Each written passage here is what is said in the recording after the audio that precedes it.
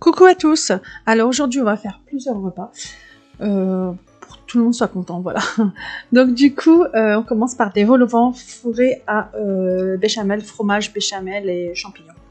Donc du coup on découpe le centre des vol au vent, on les réserve sur un papier sulfurisé, sur un plat qui va au four, voilà, et on les met sur le côté. Ensuite on prépare une béchamel, du beurre, de la farine. Bon là j'ai mis à peu près 30-40 g de beurre pour une grosse cuillère à soupe de farine. On fait fondre le beurre et ensuite on met la farine. Hein. On commence on ajoute tout doucement, tranquillement du lait demi-crémé moi.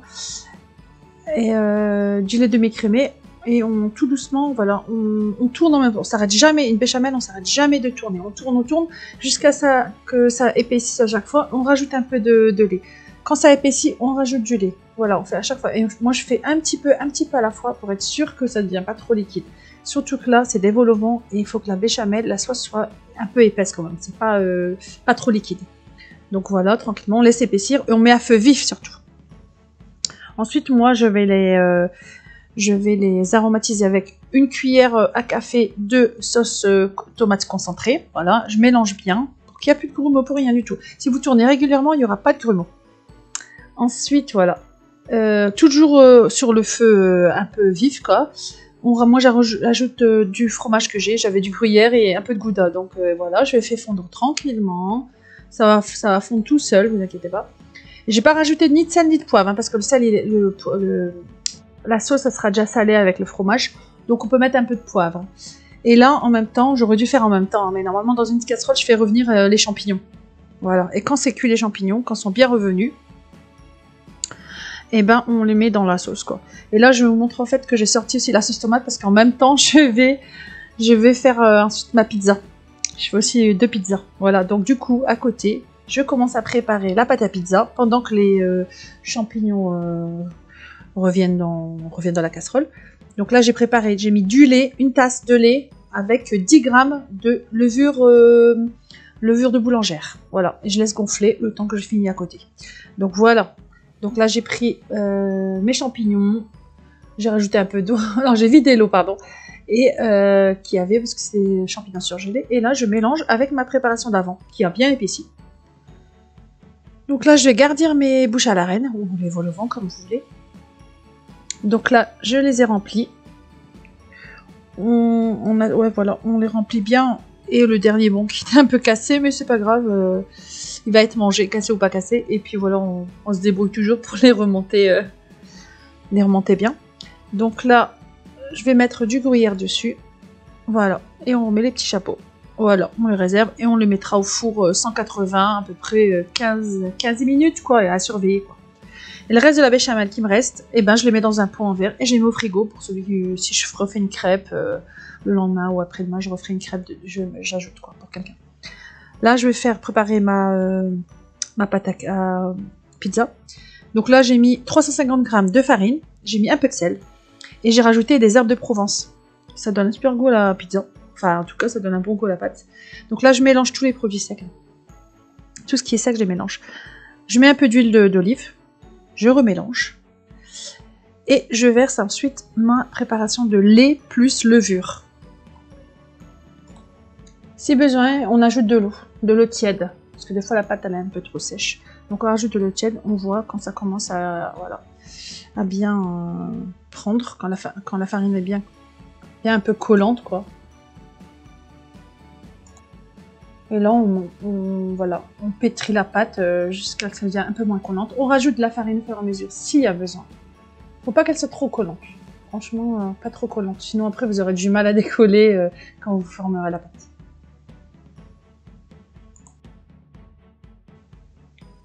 Ensuite, on va prendre un bol et puis on va mettre la farine au fond, mettre la pâte à gonfler pendant une bonne heure. Ensuite, on va la prendre et la diviser en deux, parce que moi je fais 2 pizzas. Et on dégaze un petit peu en amassant un peu. Et ensuite, on étale et on fait les formes de pizza, tout simplement.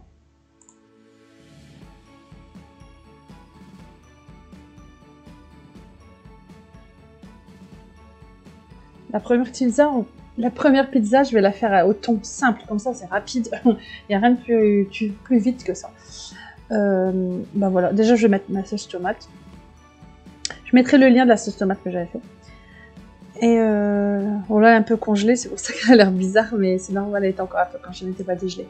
Ensuite, je mets le thon, voilà, partout, du thon. Je mets, voilà, le thon. Et ensuite, je vais découper, on voit pas bien, mais je mets des petits piments. Et ça pique, hein, je vous préviens, je vous le dis, ça pique, donc j'en ai mis un peu trop, hein, ça piquait. Mais bon, les grands, ils ont adoré, mais les plus petits, ils ont pas trop aimé. Du coup, je mets ça, je mets des olives aussi. J'ai mis tout ce que j'avais, que je vais pas cuire. Des olives, de la mozza. Et du gruyère ensuite. Voilà. Rien de plus simple, hein. Mais ils ont adoré. 200 degrés au four pendant 20 minutes, 15-20 minutes à peu près.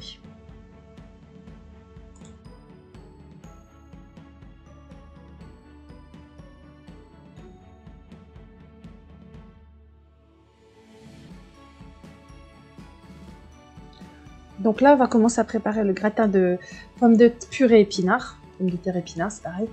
Et donc, dès qu'on épluche et on coupe les pommes de terre et on va les faire cuire à la vapeur. Là, la pizza a été cuite, entre temps, je l'ai sortie.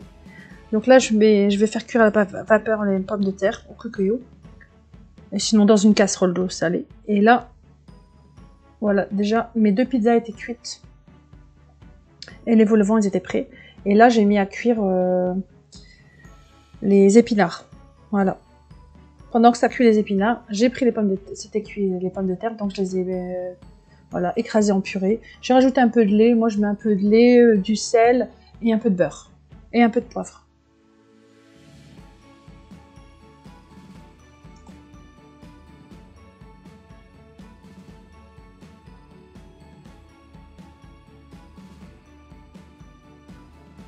Là, j'ai mis mes épinards, ils étaient cuits, donc j'ai rajouté de la crème. Du fromage, j'ai mis du fromage et de la crème, voilà. J'ai pris du goût, hein, comme j'avais que ça, mais on met ce qu'on veut. Hein. J'ai ajouté un peu de sel, un peu de poivre pour donner du goût quand même, parce que les épinards, ça a un fort goût, mais avec la crème et le poivre et le sel, ça a été mieux. Là, je vais monter, je vais étaler ma purée au fond d'un plat, et au-dessus, je vais étaler les épinards, tout simplement. Un peu de gruyère, il m'en reste plus beaucoup, hein, mais j'en ai mis un peu quand même. Voilà. Et au four.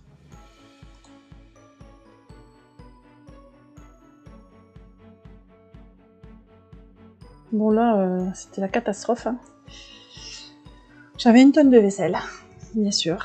Forcément, hein, parce que tout ce que j'ai fait, j'ai tout laissé sur le côté. Mais bon, c'est comme ça. Qui dit recette, dit vaisselle.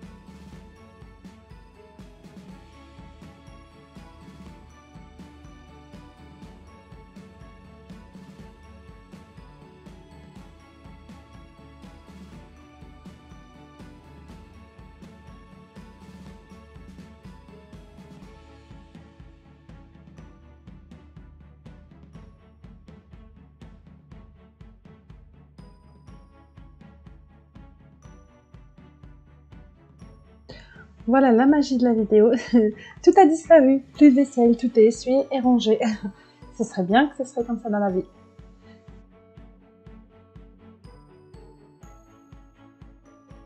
Donc tout est terminé. Mon gratin de pommes de terre épinards, mes 2 pizzas pour ce soir et les 4 vol au vent restants. Voilà, c'est vraiment un dîner simple quoi, mais au moins il y a un peu pour tout le monde. Voilà, si vous avez aimé la vidéo, n'oubliez pas de liker, commenter et partager. Merci.